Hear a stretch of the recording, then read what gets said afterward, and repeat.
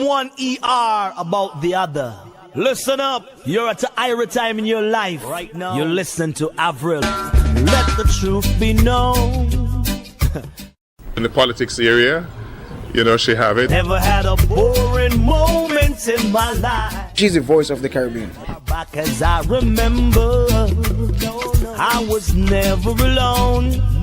Queen Avril is on the throne. No more feeling lonely. Avril rules the air, you know. Every day is like an Avril day. Got everybody, this is Ty Trivic, and you're watching the Avril Show, keeping it fresh.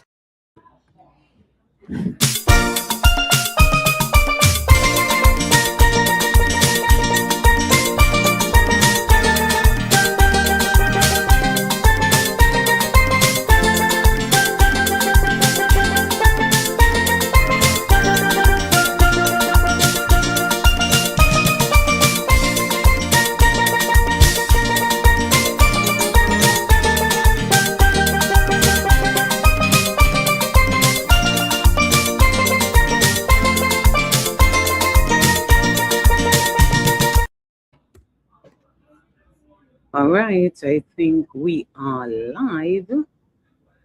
And if you can hear us, just tap in and let us know that you are in tune and listening. And remember, I can only know that you're watching if you comment. So this is not a Facebook show. This is just coming live to you on Facebook. But thank you to all who is tuning and watching.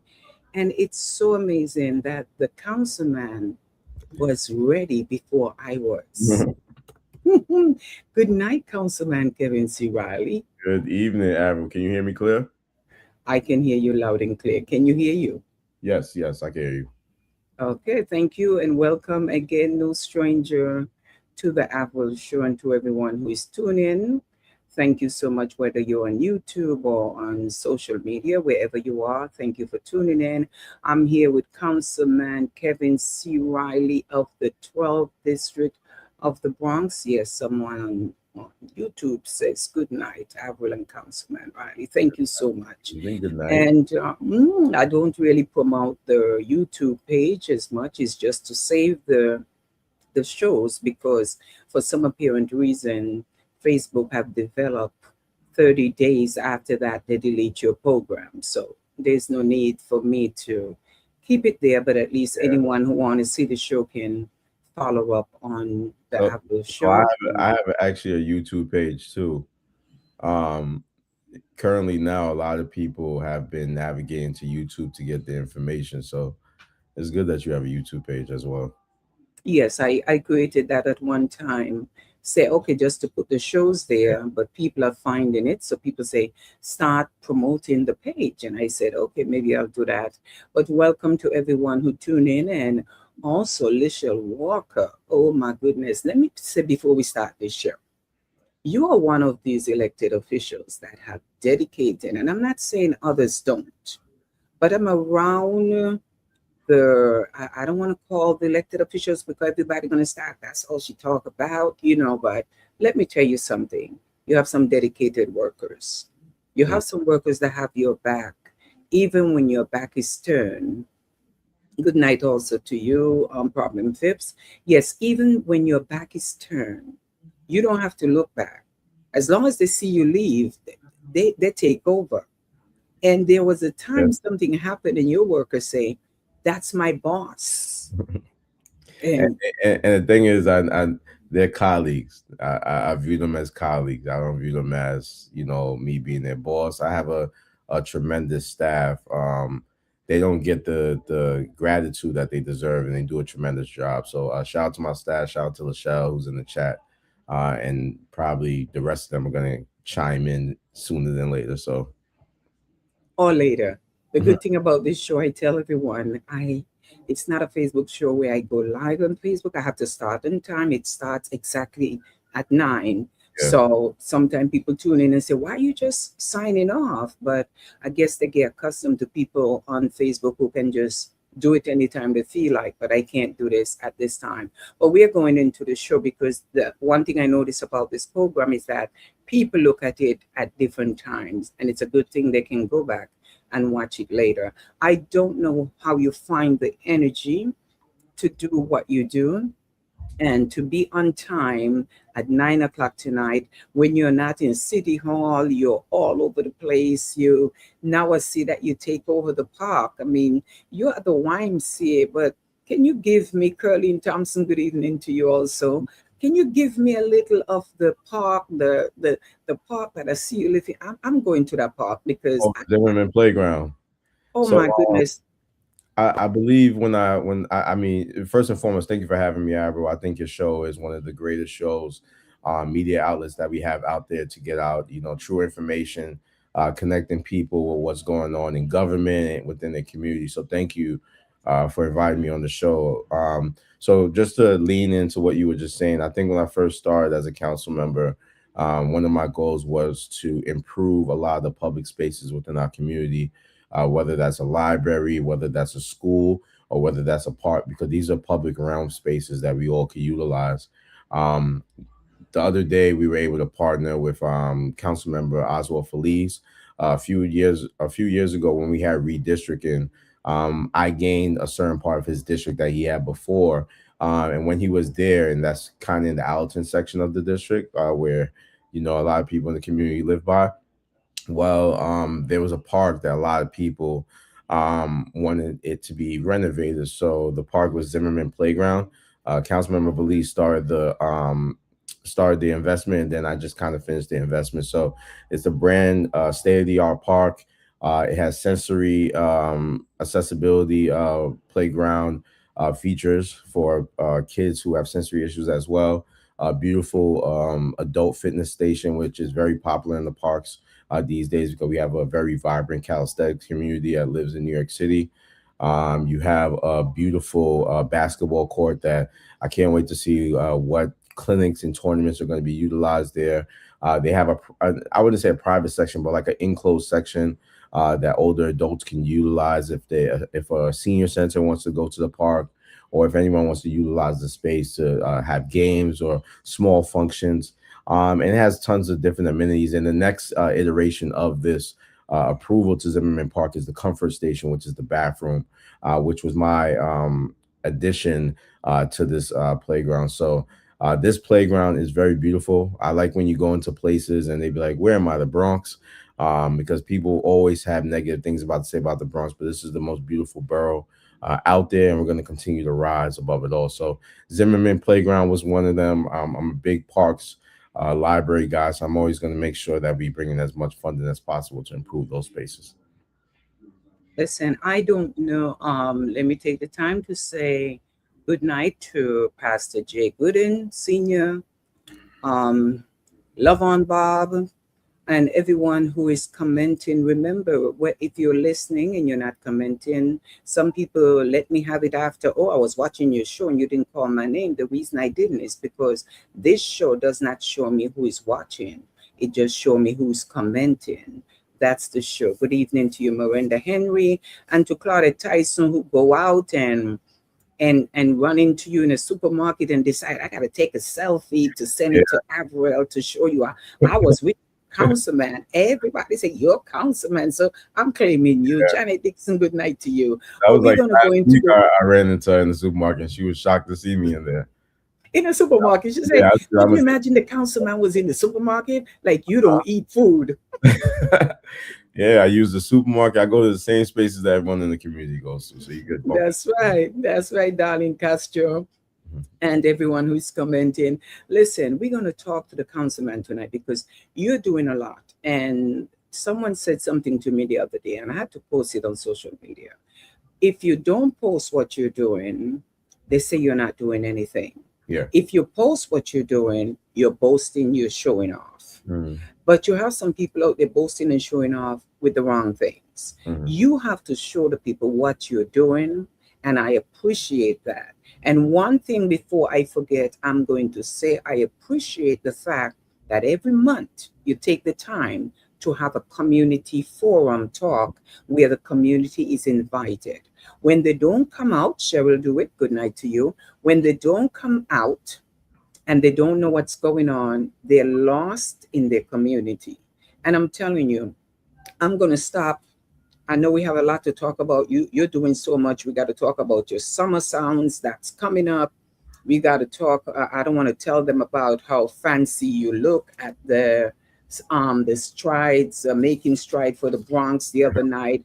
I'm going to talk your business, but we're going to go into all the great things that you are doing. Because for me, one of the problems, as I told people tonight, we're going to be talking about housing issues, everything, because you're doing so much. And at the last forum, I was so happy to sit there with you and Councilman Eric Denowitz. Yeah. Yes, I was happy to learn more about what's going on. I know you're bringing in the city budget and all these great things that you're doing. I'm going to let you talk about it, but I want to go into people are complaining about the housing issues, the developers that are coming in here. One of the question that someone asked me, and I don't want to forget because I know she's not going to comment, but watching is how does the developers come into the community and just start billing? And if the politicians are not aware, who allow them to come in to make those decisions? So I'm going to let you answer that question. Yeah, sure. Great question. So I think first it is very important for us to understand the dynamics of how do you develop in New York City. So typically, if a person has interest in developing in a specific community or neighborhood, and they have to do something where they're changing the zoning regulations. So coming into city council, everyone knows I used to work with Carl in the speaker's office, but the state doesn't really have as much uh, oversight or really not oversight control over land use in New York City. So coming into the city council, I wanted to make sure that I was a part of the land use committee, the zoning and franchise committee. I was fortunate enough to be the chair of all the subcommittees under land use, and I'm now the land use chair in New York City. So typically, if you want to develop in a specific area and you have to change a zoning regulation that has to come through the city council, it would have to come through my committee. Now, a developer is able to go in the community and build within the zoning regulations. So a lot of places in the district, for instance, let's look at White Plains Road. White Plains Road, a lot of places on White Plains Road are zoned for like a R6, right? Now, if a developer wants to come within New York City and wants to come on White Plains Road and build, they're able to build within the regulations of a R6. So currently right now, it might not be like that, where it might be just a storefront. But then when the developer is able to come in, they're able to build up to 7 stories, right? Within that zoning regulation. They don't have to go through the community board. They don't have to go through the borough president. They don't have to go through the council. That's if something isn't as of right. As of right means it's already the zoning regulations. Even if it's not built at that level, you can still come in and build whatever you want to build there, as long as you're fulfilling the zoning regulations. Now, if a developer wants to change the zoning regulations, the community is always notified. And that happens at the community board, right? So the community board, if a developer wants to come in, that's why we always encourage people to go to the community board hearings, meetings. The community board has a land use division. The community board learns about a lot of different projects that are happening within the community. So I want to give a big shout out to George Torres, who's in community board 12. And Jeremy, who's in community board 11, and our former community board general manager, which is Matt Cruz. I know he's not there anymore. That was in community board 10. Those are the community boards that I represent. But typically it will go through the community board. If it has to go through a zoning change, then it will go through the borough president. Then it will go through the city council. Now, I'm not sure if everyone's fully cognizant of what happened last year, where we had a charter revision where now they're trying to expedite housing in New York City, right? In order for New York City to catch up with the amount of housing that is building, it stated that a story that came out says that you have to build up to 700,000 units within the next decade. That's a lot of housing units, a lot, right? So what's happening is people are going to come in and build. That's just the trajectory of where New York City is right now. And that kind of goes into why the White Plains Road neighborhood plan is really, really important. Hopefully that And answers for the question. For that and go ahead. no, go ahead. I was finished. And for someone who don't understand what is zoning, I explained to someone it is a set of rules, is a set of rules and Mhm. how they can build and where they can build. Yeah. Yeah. It's set of And rules how and much. regulations on how high, um, how how much floor area ratio, how large a place can be, what you can actually build in that area. So you can never build above the zoning regulations. So say if, for instance, if everybody knows a perfect example on Boston Road by Eastchester by Eastwood Manor, by Mhm. Eastwood Manor, right? They're currently building a residential building right there by Eastwood Manor. The current zoning regulations are as of right. So they're staying within the confines of what they could build. Only thing they have to do is go through the city's procedure, go to the buildings department, go get the specific permits that they have to do. But if they're not going above the regulations that is already permitted there, they do not have to go through the community board for approval. So that's typically what it is. Now, for something like 241st and White Plains Road, right? That's outside of my district. That's in Councilmember Dinowit's district. That is a project that would have went through a zoning regulation because they wanted to build outside of what that regulation is. So if you want to stay in the confines, if you buy a property and you say, hey, I'm not going to go above the zoning regulations, you get to build as of right. But typically, 8 times out of 10, developers usually want to rezone the area. So then they will go through the procedure, and the procedure is always going to go through the community board. So if you don't go to your community board hearings, if you don't go to community board meetings, of course you will never find out about what's being developed. So that's why we encourage people to go to those meetings. There's times where applications will go through and I wouldn't get it till the last second. So even the community board might know about a project before me if the developer themselves didn't contact me. Now, being within my position in New York City as the land use chair, the developer will be in the best interest to get in contact with me before they put in the project, but that doesn't necessarily always happen. Okay, we're talking about homes, we're talking about houses. Everybody is up in an uproar because as I listened to you and Councilman Dinowitz spoke, we were talking about the millions of people that are coming in. We know that people are leaving the Bronx, but the Bronx is growing in millions. Okay, so I could only assume we need places to live.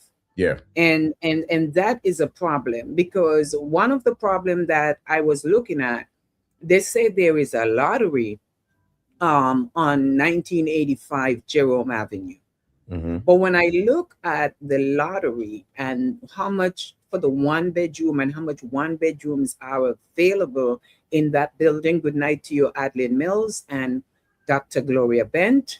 Um, I'm looking at it, but the young people that is going out now and want to go on their own and they're 20 something, they want to leave their parents' home and they want to go out on their own, but they're not making the $42,000 a year to get that one bedroom. The price is good, but what they're asking you to make, if the young people are not making that salary, how are they going to get the apartment?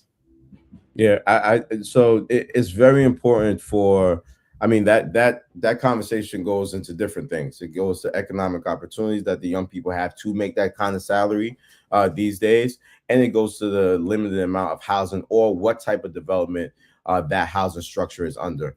So you just named a specific project on Jerome Avenue. I'm not too familiar what that type of project was. I'm not sure if it got subsidies from HPD, the Housing Preservation Department. I'm not sure if that building is 100% affordable. I'm not sure what set asides were laid for formerly homeless, I don't know if that's supportive housing. I don't know what that specific project is, but when any project is going into any area, it does have a focus on the population that they're trying to attract. And that's the issue right now. Currently in New York City, why things are being expedited. So I mentioned the Euler process, and now there's something called the Euler process, where they're trying to expedite the process of housing. A lot of people are trying to live in New York City. You have young people, you have older adults, you have families who are trying to raise their family here in New York City. And affordability, which is something that's like a key word that you hear a lot in government. The reason why that's happening is because there's a limited amount of stock. You don't have that much stock. You can't pay attention to those one building off, that one person is building a building that typically they knew that people in that area weren't going to afford to live in there. Example, the building that was built on 216th or 217th, I think they had like one bedrooms for like $3,000. They knew people weren't going to be able to afford those buildings right there, right? And that wasn't as a right building. That wasn't a building that went through the process of Euler process, where the community can have some input and where I can have some input as well. So when you talk about a specific project like that, I think young people are in the sense of right now you see technology taking a very advanced space and control over a lot of the jobs and career opportunities that are there for young people moving forward. That's why we emphasize exposing young people to career paths, financial literacy. We believe that's extremely important. But I think the focus right now is we have to kind of see what's happening currently, where you have a lot of people, specifically in this district. One of the major issues I'll get someone that comes to my office, and I know I can share the same sentiments of my colleagues, and they're always looking for housing. Hey, I need somewhere to live. Hey, is there anywhere around here that they're going to be developing housing? They might see buildings going up, but those buildings might not be targeted for housing.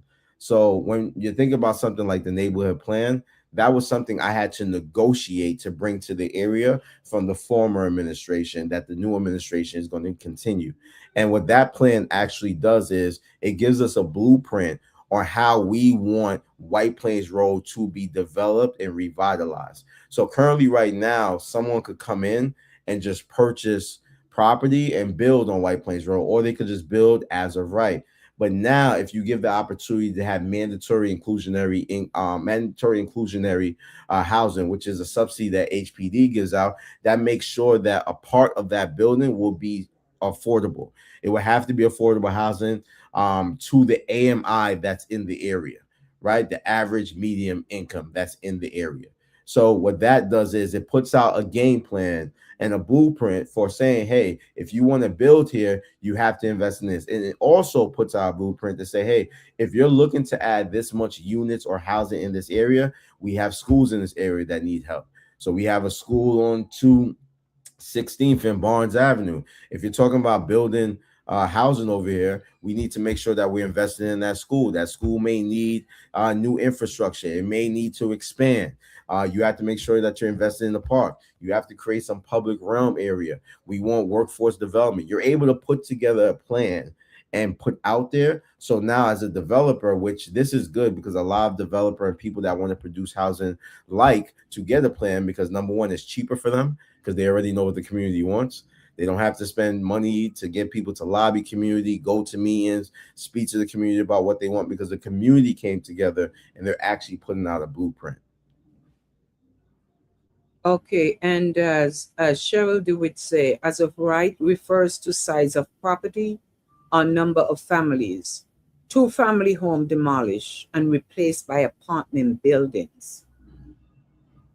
It would have to be. I would have to know about the specific, that because I think what people are going to start asking now are specific things that they're seeing out there. As a right, just in general, as a right is saying every lot, everywhere we live has a zoning regulation. The building you're in right now is a zoning regulation. All of our houses have zoning regulation. If somebody wants to come in and tear that building down or house down, they could build up to as of right. So if I say, hey, you could build up to 5 stories, but maybe that building is a one-family house now. That building is an as of right. I could smash that one family down and I could build up to a 5-family, but now, I mean, a 5-story. But now, if I say, hey, I want to tear this one family down and I want to build 20 stories, that's not as a right, because the regulation is up to 5, right? So that's how I want people to think. If it's past the regulation, it's not as a right. That means it goes to the community. If it's not past the regulation, that means it's as a right. Okay, and the problem is if And we if don't know our I'm so sorry, Evan. And if anybody has any specifics that they want to ask about, they can just contact my office. You can ask for Cynthia. That's the land use person office. I think she's on vacation this week, so you just give it till next week to come back. But Cynthia can tell you about a specific building if that's what you're asking about. But that's just in general what as of right is. Thank you and good night to you, Daniel Silvera. Yes, because they say more and more the Bronx is growing in millions. So where the demand, I think what I understand is the demand for apartment is so great. That is why they're charging so much money in rent. But you're welcome, Cheryl, do it. But how can stop that? Because if the demand for apartment and people are desperate for apartment, but they're not making the kind of money, but you're charging for 1 bedroom 2,000, who has control over that? People can charge whatever they want, I assume. No, it depends on the specific project, and we talk about demand and we learned about supply and demand. If you have high demand and low supply, what happens in that sense? Mm-hmm. You charge more. Right. So it's very simple as supply and demand. You have a high demand of individuals who want to live somewhere, and you have a short supply. Now, the type of housing that's being put out there, it all depends on what's being put out there. The biggest fight that we usually have with communities, if somebody does want to build something in the community and it has to go through the EULA process, and they're trying to build, a lot of community members usually push back because they live in their community. They don't want to see a building there because there was a 2-family house there for the last 30 years. But unfortunately, houses in New York City are extremely expensive right now. That's something we need to pay attention to. To buy a house in our district right now is probably going to cost someone over $700,000, $800,000. When my family bought our home in the 90s, my mother was able to get the house for under $250,000. So two different dynamics, right? Two different dynamics. And on top of that, you have the other affordable crisis that you're going through. Insurance is extremely high. That's why in the city council, we just opened up an office for insurance affordability, where we're going to be taking measures to see how we could get insurance cheaper here in New York City within the council. And the only way we can do that is gathering as much research as possible, but also getting people down the right direction. But you have insurance, you have maintenance costs, you have construction costs, you have the cost of materials. Everything is just getting more and more expensive. That's why when you get into the nature, and then speaking to a lot of young people, when you talk to a lot of young people, unfortunately, I don't mind going shoveling and mowing the lawn, but you have a lot of young people now who want to live in buildings, who want to have amenities like a pool, a cafe in the bottom, working space. When it's snowing outside, they don't want to go outside in snow. And shovel the yard. They want that to be taken care of. So you have to take every different dynamic that you are hearing out there. And typically when a lot of these, and I can only talk about what's been happening in our district, typically when someone does make the opportunity or the decision to purchase a house, they're typically leaving the Bronx or leaving New York City and going somewhere where they can get a little bit more bang for their buck. So it's taking all of that into account. Also realizing that we have a large older adult population here with a lot of homes, and that's why we partner with Bronx Neighborhood Housing Services, with Reverend Gladstone over there, who's doing a tremendous job to try our best to preserve a lot of the homes within our district, whether it's roof repairs, window repairs, giving them information to learn about their deeds and wills. We want to preserve as much home ownership as possible. But when you have a low supply and a high demand, that price is always going to be higher. You start getting more demand, you can't make that price higher. So I think that's something that we really need to pay attention to. And that's why the neighborhood plan is really, really important to the Northeast Bronx, because it allows us to say how we want housing to come to our district, and also saying if you're going to bring housing to our district, these are the other factors that we want you to pay attention to. Just don't bring a building in my district. I want to make sure that the people that live in that building aren't going to have flooding issues on the block. The people that live in the building aren't going to have issues when it comes to sidewalks coming up because the trees are just raising the sidewalks on there. The people that are coming here deserve to live as righteously as those who are living here as well. Yeah, and as you said, people are leaving. You drive through a block and you see two homes empty, vacant. Homes are selling. People are leaving New York, but everywhere you go now, I'm hearing the cry. You go to Florida, they said everything is going up.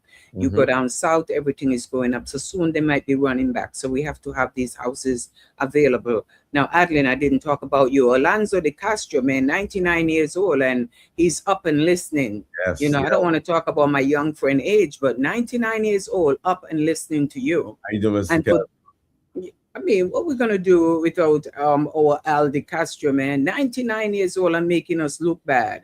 And Tulishal Walker just put on the chat the office number for Kevin C. Riley office and the email number. People, take information when you get it. I have a serious problem with our people in the community who do not come out to meetings, no matter how you put the flyer out. I tell them every day, I can't put everything on my page, but I have a community page. The Averill community page is out there where I put all the information. If you're not following it, you miss it. Don't tell me, how come you didn't tell me about it? You guys want to be spoon-fed. And I think, Councilman, you're out there. I don't know how much to tell you this. You're becoming another Vanessa Gibson where you all don't sleep. I mean, I don't know what hours you all get to sleep. I think that's why the young lady was so shocked to see you in the supermarket, because they think that you don't do anything else other than work, you know. So I'm glad you're here tonight to answer some questions, because me myself, every time I drive, I see all these buildings going up and I get excited. And I say, oh my God, they're putting up new buildings. So, you know, I'll tell my son, I see a building going up, I see a building going up. And I know you have a website that you have to go and apply for these buildings. But people are saying, man, I'm in the community, but I cannot get these apartments. So don't they send these apartments to your office and say, hey, say people want to apply? Do they give you the opportunity to put them out there? No, they're on a website called Housing Connect, and right now, currently, there is a lot of discussion to reform the website. So typically, before there was a percentage that was allocated to members of the community, but unfortunately, there was a lawsuit that took place. So being that they had the lawsuit, many of the those units that was allocated to the community, they aren't allocated to the community no more, being that they had that lawsuit saying that was unright. Or unjust, that a specific amount of apartments being implemented in the area is only going to go to the community members in that area. So that's why that lawsuit has prevented a lot of units to directly go to individuals in the area. But it is important for people to understand that, you know, you can come to our office. We will help you with the Housing Connect website. We do have nonprofits out there that do come to our office as well and help out with the Housing Connect and navigating through it, because it is challenging. But within the administration, within the city council, we are talking about different ways that we could definitely address that issue that's happening with Housing Connect. I think I lost Averill. Okay. There we go. Do you know that I was knocked off totally by something happened, and it told me some power issue? So you didn't get no power issue in your area? No, I didn't. So you were talking and I was knocked off. That is unbelievable. I never seen that before, but for some apparent reason, it told me I was knocked off your show. Okay, well, thank you. I'm back. I missed what you were saying, but what you were saying was for the community. So that's important. You're on there. And they put you on a waiting list for years. Curling Thompson comments and says. Currently right now, there was something that was pushed by the mayor. It was a speed reform, and that was talking about different ways that we could expedite the housing problem and issue that's happening. But within Housing Connect, the lottery system, the whole reform is supposed to knock down 210 days down to a fewer than 100 days for someone to get approval. So that's one thing that they're trying to do to address, because a lot of people did say when they were applying for this apartment, it would take days and days and months for them not to find out. And then when they found out, they didn't find out they got the apartment. So this is supposed to shorten that time period. So that's what they were talking about. Also, the application approval time are being cut in half by utilizing different, I know we talked about technology and AI and stuff, but it's going to utilize some of that directly. And also a 2-year pilot program called Making Accelerated Transition to Coordinated Housing Match, which connects marketing agents and landlords directly if somebody is in the shelter to help those families that are in the shelter. So there's different things that the admin and the council are doing to expedite a lot of the issues that are happening with Housing Connect. And you're doing so much. I see Daniel Silvera just say Kevin C. Riley is the next board president and next mayor. I don't know, and next mayor, but I guess he's saying one or the other. Oh, wow. Daniel, listen, I don't know, Daniel. I take that. I think we talk in the same language. I guess I could only agree with you. I could only agree with you, Daniel. Thank you for saying that. But you can't have the councilman here with your budget that you're doing and all the money and fundings and stuff that you're bringing into the Bronx now. When you do this and then you leave, I like what you said earlier. You said the former administration started something and you continue. That is why when you leave office, we need someone in there who's going to make sure that when you look back at the council position, you could smile, because like Aldi Castro can look back at the YMCA and know how they fought to make sure they helped to bring a YMCA into the community, right? And he finally see it happen. He's so happy about the YMCA that I got to be sitting with him in September. But yeah, so everyone should be there at the YMCA gala. That's going to be a beautiful thing. 5 years. 5 years celebration. I have to be there sitting next to Al. If I'm not next to Al, I'm leaving. So you said District 12 wins, right? For the city budget, we're talking. You're bringing so much in. My concern and question is, when I look at all that you're doing and you leave office and move on to the next level that we see you going, right? I'm sorry, that's what Avril say. But we need people to move the Bronx. These are what we're looking for. We got to make sure that whoever sits in that office is going to continue where you left off, not to trust back 10 years or 8 years, but to push us another 8 years. So we got to make sure that someone goes in there who deserve to be in there, because everybody, pussycat and dog, want to run for office now. But this is not what we're looking for. We're looking for leadership. And for you coming out, every time you remind us, you coming out of Carl Hastie's office. And when Carl can raise up young men to one day be senators and councilmen, it says a lot. So you have to continue. Somebody got to come in there to continue that. The Zimmerman Park, the YMCA, all these changes. We know that people are going to say, oh, but what about White Plains Road? They don't understand that a lot of things that they would blame the council for, the council is not in charge of that. And you're working together with the people to make sure the Bronx is what it is. One question just came in. What are we doing about the businesses that is closing down? And before you answer that, I say to a lot of business owners, what are you doing about your business that you're closing down? Because some of these businesses just need to get some training, or some people open a business without knowledge, without experience. Some of them just open a business.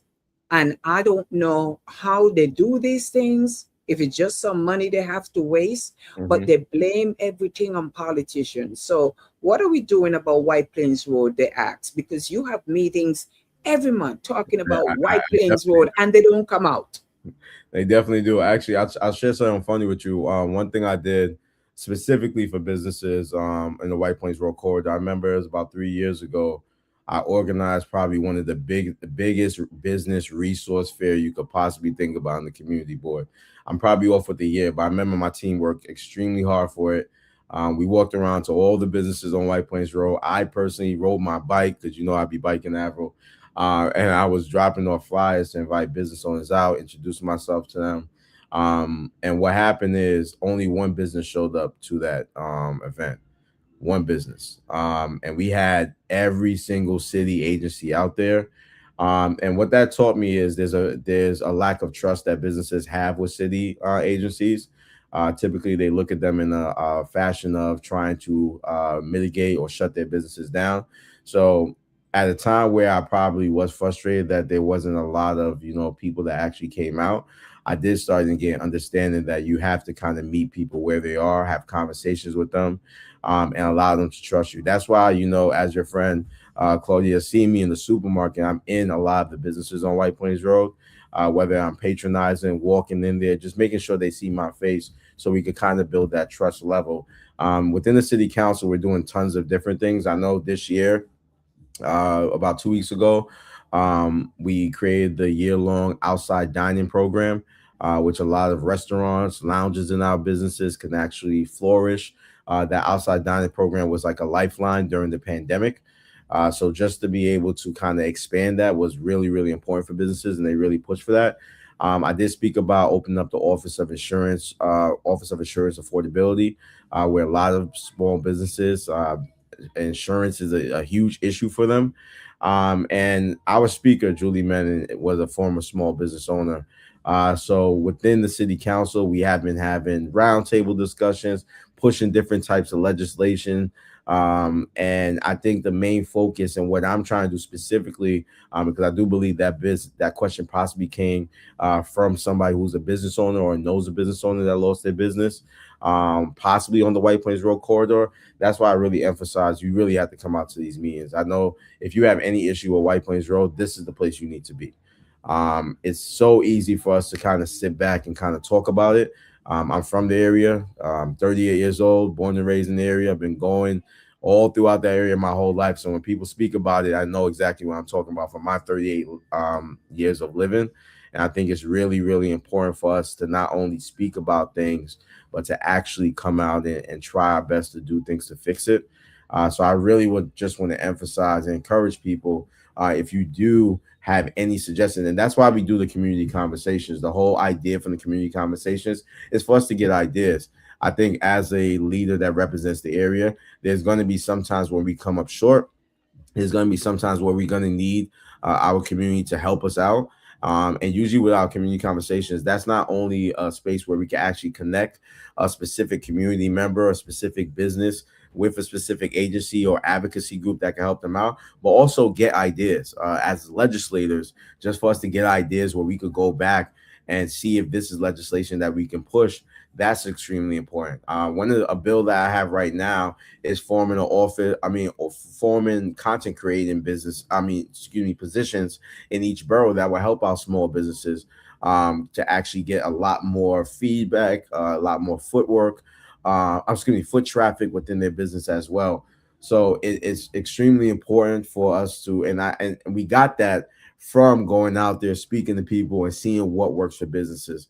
So I would just say, I think it's very important for those out there to connect with our offices, to come out to these meetings so we can start having some comprehensive conversations on how we can address issues. I don't never want to come off like saying that, hey, we're doing enough, because we're not. If people are still suffering out there, people still experiences inequalities and inequities, then we're not doing enough. But as we are in these positions, let's create pathways and bridges that we could kind of come up with solutions. And that's all we're trying to do here in District 12. That's why people, when you hear there's a meeting, stop finding an excuse. But some parents find excuse not to go to their children after school, their what's going on in their kids' school. So I could understand that, they get home and they find an excuse. They want everything live. I cut out live. I used to go out to events and I do live and try to help the community, but I realize when you keep doing that, you're encouraging them to stay home and don't come out to support and be there in person. And it's hard. I just want to be clear because I do want to be sensitive. I mean, going to work, taking care of a family. I mean, I got 3 kids, so I know. Like before I got on this call, I was preparing for them to go back to school. I was packing bags, ordering stuff online for them. I'm a husband, so you know there's so much you have to deal with. So to dedicate time to come to every community meeting is going to be extremely hard. All I would say is engage with us. Engagement doesn't always have to necessarily mean we want you to come out to these meetings, but that's why we have platforms like this where we're able to streamline information and communication. I know within our community conversations, we do the same thing. We're putting it on live on Facebook and now on YouTube so people could just be informed of what we're doing. We put out a lot of information out there on our TikTok, on our Instagram, on our Twitter, just to inform people. So we want to be sensitive to understand, you know, that people are, you know, have busy lives, right? But in the same sense, we still have to live here. This is our community, and things are happening every single day. Things are happening in New York City. Decisions are being made. And I think it's important for us to all come together when we're making these important decisions. I would just add one last thing. I know recently on White Plains Road, we did even a walkthrough with the small business chair in the city council, Councilor Chanel Thomas Henry from Queens, and with our SBS commissioner recently, where we were handing out information to businesses if they were going through things that they wouldn't be fined. They will get some help from SBS Small Business Services. We work closely with the Bronx Chamber of Commerce, with Lisa over there. So there are different things that we are doing, but this work only happens when we are doing it together. And don't want to sound cliche saying that, but that's just the truth. If we're not doing this together, then you're only allowing a few people to make decisions. Yeah, and I'm glad that we can honor folks like Al De Castro, the Cheryl DeWitt, who deals with kids all day, and they may not be able to come out. So it's good when they can participate on the live show. But I got some young folks who just don't, oh, I know I'm going to watch it live. No, they need to come out. So we need to get them out. We need to get them involved, because sometimes that's the only way they can meet and they can hear directly from you. Sometimes they have questions, you know, that they may want to ask that is not asked there, and they say, oh, I wish somebody had asked this question, but if they were there, they could do that. So we know some of the seniors can get out sometimes, and even me, I'm a senior too, so you got to think about me. But anyway, let's talk about another thing that you're getting ready to do that I'm so excited about. I know we talk about all the great things you're doing. I know we talk about when you leave office, where you're going, but we the people got to decide now, because we want to make sure the work continue. We want to make sure that you continue. And when you say your age, I feel so good when you see young people leading the flock and moving and doing so much great things that one time people used to think, oh, you're not old enough. And it's not that. It's the age now is telling us has nothing to do with age anymore. Yeah, it has nothing to do with age. I just want to be clear. I was just using that as context in the area. Yeah, I know, but that's why to see a young mayor, a young borough president, these things just excite me. I don't know why I get so excited, but when I think about the young people, you are shaking and moving young people all over the place. You just went on a trip recently with some young folks. Tell us about that, because I saw it on Instagram, and I saw you and I heard about it, but I just want to hear the excitement of it. How did the kids enjoy it?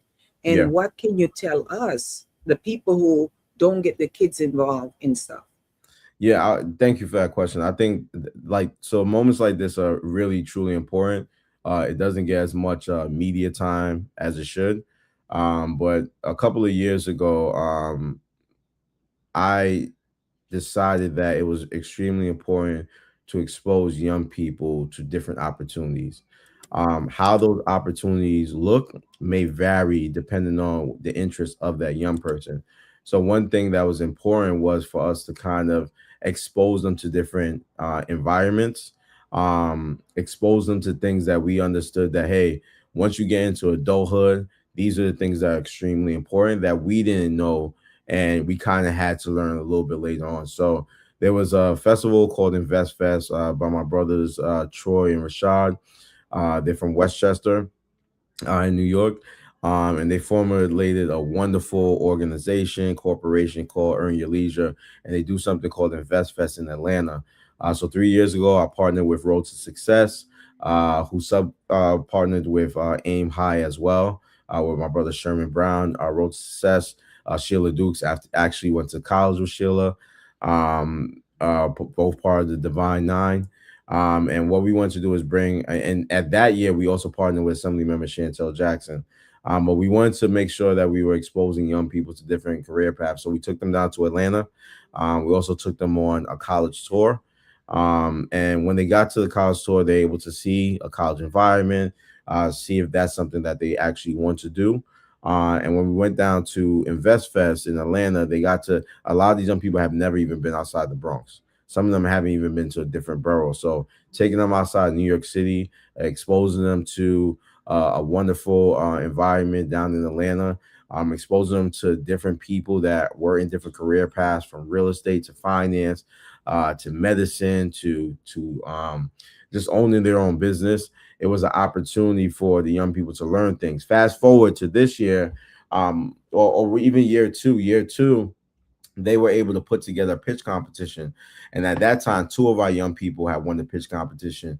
Fast forward to year 3, because of that and the energy that we brought down to Atlanta, we were able to partner with them and give a lot of feedback to them having a youth day. So before, it wasn't a day specifically directed to youth.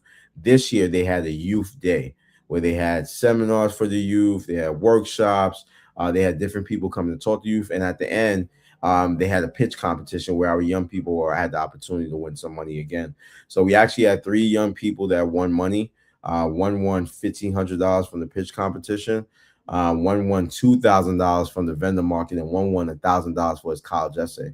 Other people were able to connect with different people down there because they had different expertise. Like, we had one young person, his name was Godfrey, amazing kid, right?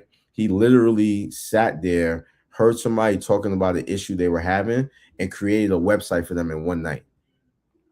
One night. Literally is down there and was able to get more connected to more people. And now this young person, he's still in high school, is creating websites for full-blown businesses out there. But just being what there. I'm talking about. That's what I'm talking about. You had another young brother, Jack Xavier, who came the first year with us. He has his own luxury car rental business, where he's able to partner with those out there who might have a beautiful car but don't drive their car all the time, but that want to actually loan it to somebody or make someone borrow it. He has created a system that he can be able to do that, and now it's his business. So you have a lot, and if you talk to these young people these days, all our young people are doing amazing things, entrepreneurship, and they just need opportunity. And if we're going to stop a lot of the issues that are happening with our young people, we have to give them economic opportunity. We have to give them the passion that they want to work, and we have to give them something that they value, and they should value themselves. But they don't know they value. They're not going to know they value themselves if we don't show you how valuable they are. And that's why this exposure to different opportunities is extremely important to me. I wish it did get a lot of media attention, but it doesn't. You would think if you take over 60 kids from the Bronx, New York, down to Atlanta, a few of them pitching their businesses and they win the opportunity. Some of them creating apps and websites and owning their own businesses before they even could go to a bar to order a drink. That, I think that's something that is really, really, really incredible. And I just wish that was highlighted a little bit more. But it was an amazing, amazing time. Our young people learned so much, and we're looking forward to next year. All right, these are the things we're talking about. And the reason Councilman Kevin C. Riley is here tonight is to tell you not just about what he's doing, but what's going on around the Bronx, in the community, with the young people, because so many negative talk about the young people, all they do is smoke weed. No, that's not true. And you have to understand, as he says earlier, you open the doors to these young folks, and it's what they want. Yeah. It's what they want. A lot of time, something we always say is the young people don't have nowhere to go. There's a lot of different programs in the area that we fund. Myself, the speaker, the senator, we all, the congressman, we all fund the programs at the Y, where we have teen hours where young people could come in right after school, and we go in there, we talk to them, we ask them what they want. Some of them want fashion programs. We work with Muggsy McFly, who's on 238 on White Plains Road, to do a fashion program in there. Some of them want podcasting. We're working with people to bring podcasting in the YMCA. So we're listening, culinary programs, like whatever they're saying they want, we are listening. That's how you could kind of get them. We're going in schools, finding out what programs schools have. We're finding out the issues that certain schools have, talking with them, connecting them to different individuals that can bring programs in there that can actually gravitate some of the young people. So I say all that to say, it really is really heartbreaking that it's only negativity that's put out there for young people, but there are a lot more young people doing tremendous things, and the ones that do occasionally get in horrible trouble, those are the ones that we need to get early to make sure that we prevent them from doing so. And those are the ones we need to find out what they're interested in, so we can make sure that they don't go down the wrong path. And that's what I'm passionate about. I'm not always going to make everyone happy with the decisions that I make, but it's important that I get as much feedback for those decisions. But the impact that I have on a young person's life, on an older adult's life, on a family's life, that's something that's important to me. But in order for me to have that impact, I have to listen to them. That's right. And I'm glad we have you who are concerned about the young people.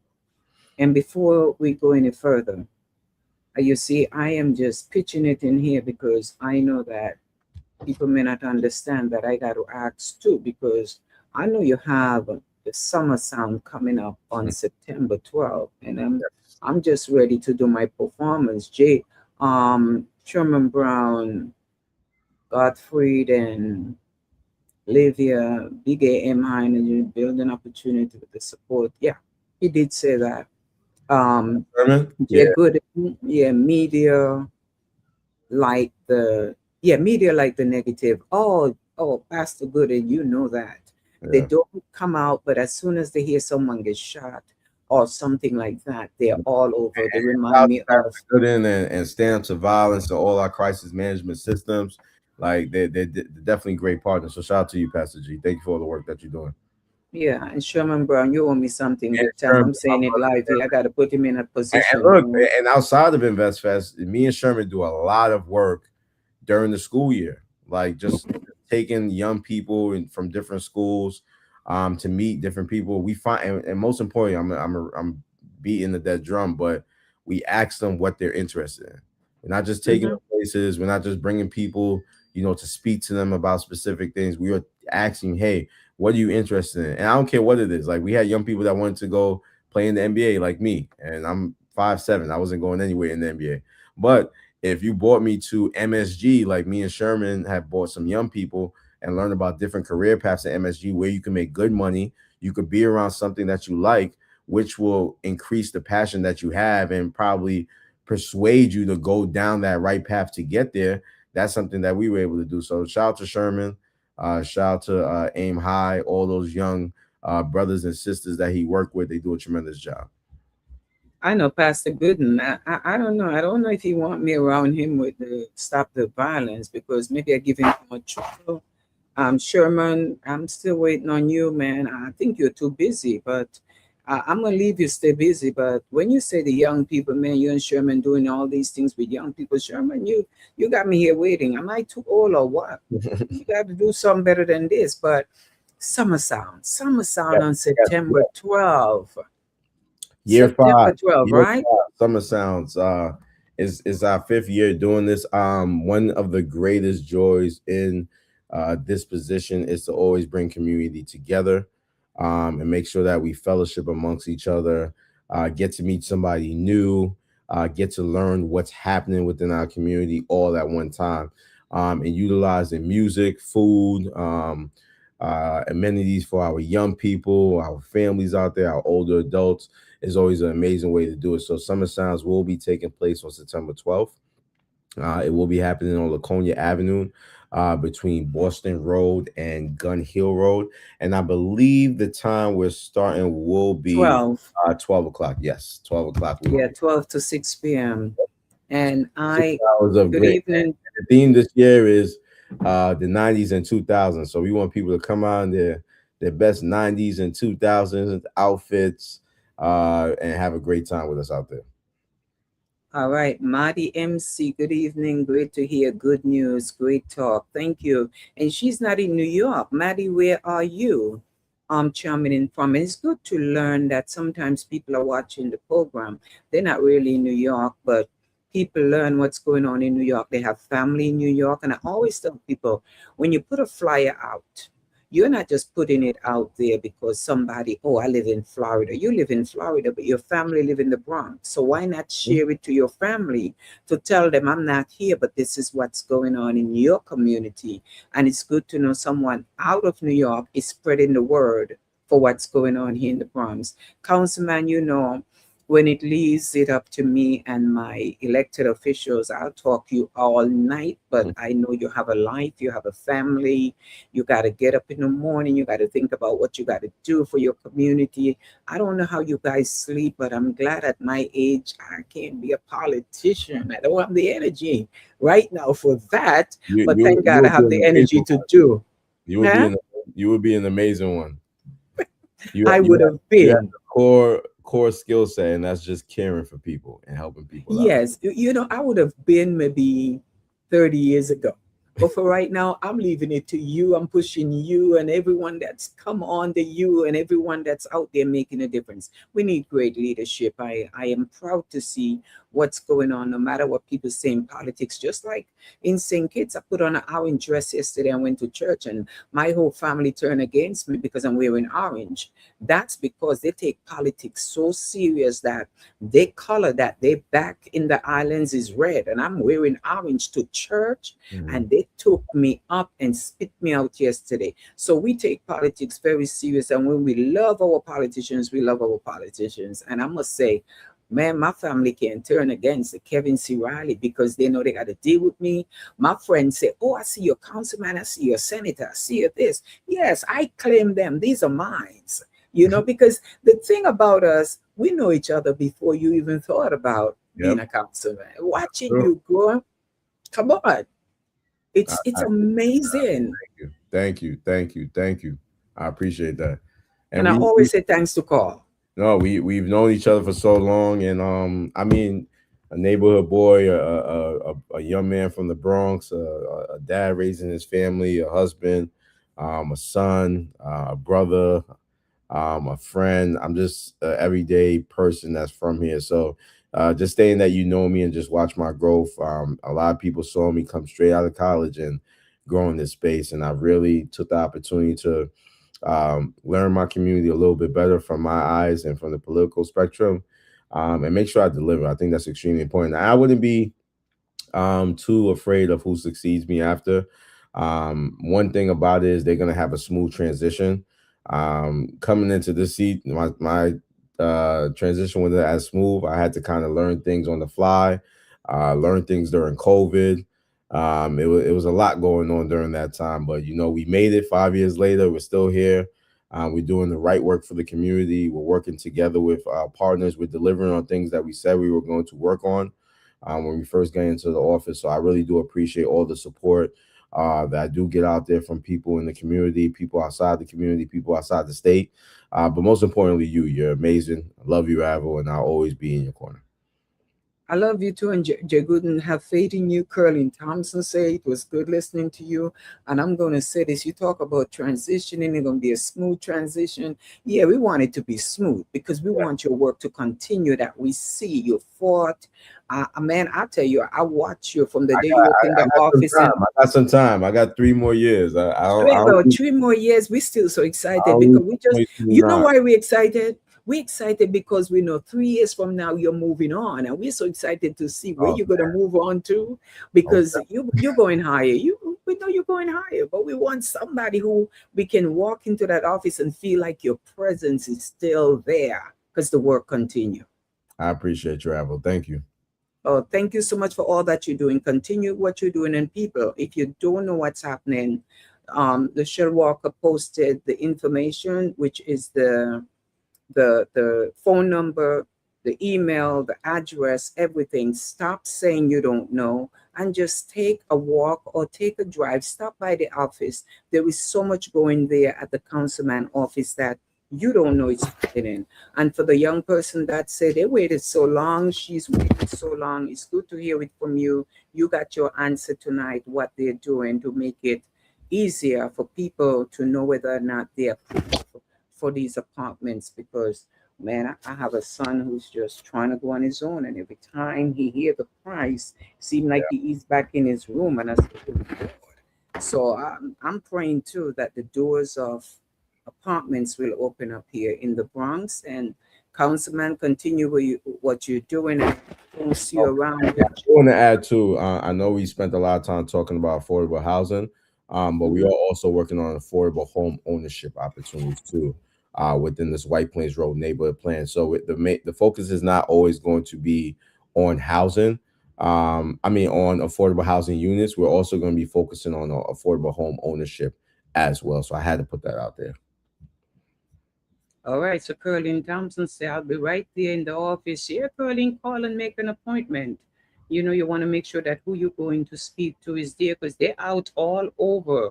They're out all over doing things. You don't want to say you go there and the person that you're supposed to talk to is not there. Call the office, make an appointment, and go in and sit down and get the help you need. I stop there sometimes just to get a little water sometimes, just to say hello. And I know they feel good to know that you stop by, you say hello. You can't really, you need to honor each and every one of these workers, because let me tell you something. People do not understand the work behind the you don't call them your workers, but I'm just saying those people in your office who is holding you up. Yeah. People don't understand the work. Sometimes they finish working, but they got to be out at a meeting. They got to be out doing something else. And that's their community work also. So people may think, oh, well, they work for the councilman. But could you imagine you finish your 9 to 5, you have children also, but you got to be out there because there's a community meeting, or they got to be out there giving out food or doing other things. You know, that's their giving back. So let's give some respect where respect is due. And also, what about the senator? He also have on September 19, Senator Jamal Bailey is going to be having his march, his parade from Paulding at Buckler Memorial Church, going up from Paulding Avenue to 233rd. Then you're going to be there enjoying your barbecue cookout and everything. So September 19, follow his page, learn more what's going on. And you have September 12th. Oh, you're all going to end this summer feeling good. And don't forget, the weekend after is our speaker's birthday too, though. So we're going to have to find something to do for him. the speaker, you mean Carl Hasty? Yeah, I think the weekend and just after, give him a Prince CD and he's all right. Just give him a Prince CD. He'd be all right. He played all day. And don't forget on the 29th in Corp City, River Bay's having their food festival and celebrating Jamaica and Trinidad. Trinidad independence. So they're going to be closing out on the 29th, celebrating Trinidad. Is a great artist out of Trinidad going to be there. Great artists out of Jamaica going to be there. So it's going to be a clash between Jamaica and Trinidad there on the 29th from 12 to 7 p.m., I think. Yeah. So come on out and just check out the sites. Follow the councilman, follow the senator, and the speaker. You say he's making birthday? Yeah, I think his birthday is the following week after Senator Bailey's barbecue. Oh, all right. So I was making a joke. I said we have to do it. We have to throw him a big community birthday party or something. I think so. Yeah, but what about on the 12th? Just give him a pre-birthday. Yeah, we bring out cake or something for him out there. Yeah, just give him a cake one time with a prince sitting on it or something like that. He'll be all right. So I thank you so much for taking your time with me and to be here. And as everyone says, man, you're aiming for greatness. I am so proud that we prove that young people can do it. And you have proven yourself over and over. And you're a people person. You're not just an elected official. You are a people person. I'm tired of people just taking selfie with you and sending it and say, I was with your councilman. And I get mad. I say, why are you with my councilman? You know, but it feels good that the people love on you when they see you. It says you're doing something for the community. Thank you. Thank you, And Admiral. I hope that other elected officials who watch this program, even in St. Kitts, I'm going to be sharing it on all the St. Kitts page, that what we're doing here in the Bronx, they can do there also. So each one reach one. And to everyone who is out there watching, you know, it's always a pleasure to have you tuning in here.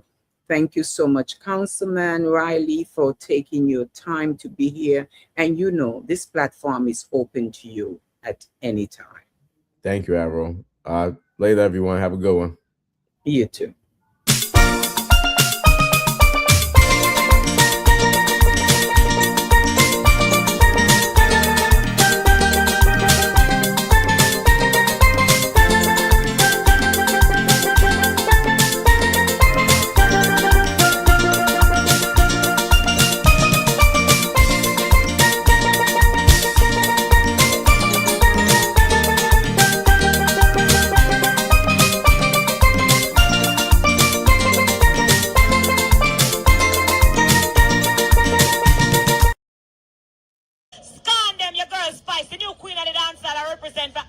Show. Keep it locked. A spice to that. Scandal. Oh, you think me easy? Look at Spice. Donna Nichols. Look like you're just tuning in. Girl, why you late like that, Donna? Why are you late? But the good thing about this show, you could always go back and see it from the beginning. You're not too late. The show is still there. You're never too late for the Apple Show.